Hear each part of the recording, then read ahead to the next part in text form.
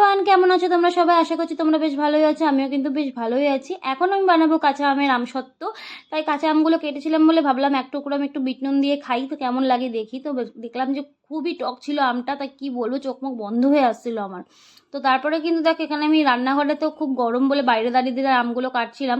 হাত থেকে পিলারটা পড়ে গেছে বলে ওটা নিয়ে রিহু খেলতে শুরু করে দিয়েছে।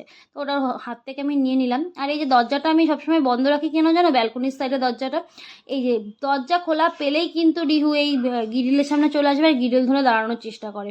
বাচ্চা মানুষ তো কখন কি হয় একটু ভয় ভয় লাগে, এর জন্য সবসময় দরজাটা বন্ধ করে রাখি। এখন যেহেতু আমি ওর পাশে আছি, তাই এখন আমি ওকে ছেড়ে রেখেছি, ওর মতন খেলছিল। তারপরে কিন্তু এই কাঁচা আমগুলোকে আমি একটু কড়াইতে সেদ্ধ করতে বসিয়ে দিয়েছি। তারপরে কিন্তু ঠান্ডা হলে মিক্সিতে আমি পেস্ট করে নিয়েছিলাম। আর ওই পেস্টটাই কিন্তু আমি এখানে দিয়ে দিয়েছিলাম একটু সামান্য জল দিয়ে, কড়াইতে আবার তেলে দিয়েছিলাম। তার মধ্যে একটু জিরে গুঁড়ো, নুন আর একটু সামান্য চিনি আর একটু চিলি ফ্লেক্স দিয়েছিলাম ঝালের জন্য। তারপরে কিন্তু একটু ভালো মতন এটাকে ফুটিয়ে নিয়ে আমি কিন্তু দিয়ে দিয়েছিলাম ওই একটা থালার মধ্যে। জানো তো, আজকে আমি আমসত্ত্ব ফার্স্ট টাইম বানাচ্ছি, আর সত্যি কথা বলতে এতটা ভালো হয়েছিল আমসত্ত্বটা যে কি বলবো।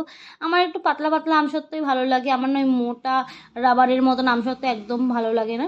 তাই স্টিলের থালার মধ্যে কিন্তু আমি এখানে দেখো ভালো মতন একটু সর্ষের তেল নিয়ে মানে ব্রাশ করে নিচ্ছি। অল্প একটু সর্ষের তেল নিয়েছিলাম যাতে পরে আমসত্ত্বগুলো তুলতে আমার সুবিধা হয়।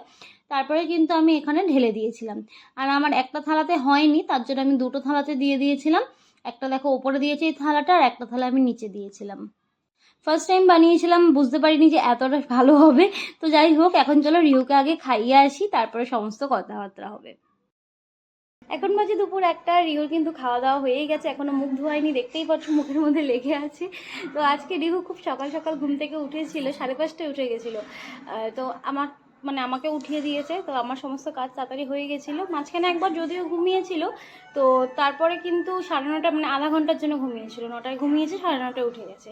তো তারপরে কিন্তু দেখো 9:30টায় উঠে যাওয়ার পর রিহুকে আমি একটা কলা খাইয়ে দিয়েছিলাম। তারপরে কিন্তু স্নান টান করিয়ে দিয়েছিলাম, দিয়ে কিন্তু রিহুর পাপার কাছে দিয়ে এসেছিলাম। রিহুর পাপা ওকে দেখছিল, আর আমি এদিকে কি করছিলাম, ওই আমসত্ত্বগুলো রেডি করছিলাম আর কি। তো ওর মধ্যেই না আবার ঘুমিয়ে পড়ছিল, কারণ 12:30 বেজে গেছে, সেই সকাল 9:30টায় তো উঠেছে না ঘুম থেকে, বাচ্চা মানুষ। তো ও না একদম দেখতে কি টিভি দেখতে দেখতে এরকম শুয়ে পড়েছে। তো যাই হোক, আমার খাবারটা তো রেডিই ছিল, গিয়ে তাড়াতাড়ি করে খাইয়ে দিলাম। তো এখন ওর খাওয়া হয়ে গেছে, যেহেতু একদম নেশায় নেশায় ঘুমের চোখে ছিল, তাই বেশি জ্বালায়নি, খেয়ে নিয়েছে আজকে। তো চলো এখন কিন্তু রিহুকে মুখ টুক ধুইয়ে আমি ঘুম পাড়িয়ে দেবো, তারপরে আমরা খেয়ে দিয়ে আমরাও ঘুমিয়ে পড়বো। বিকালবেলা রিহুকে রোজকার মতন পার্কে নিয়ে এসেছিলাম, আর এটা হচ্ছে রিহুর নতুন বন্ধু। ওরা একই মাসে জন্ম আর একই বয়স ওদের, যেহেতু রিহু ওকে খুব ভালোবাসে, ওকে বেশ আদর করে, আবার মারেও। ওরা দুজনে যখনই আসে পার্কে তখন কিন্তু ওরা দুজনে মিলে বসে বসে খেলে। তো যাই হোক, এখানে এসে রিহুর ফার্স্ট ফ্রেন্ড কিন্তু হয়ে গেল। তো আজকের ব্লগটা এই অবধি, ওকে বাই।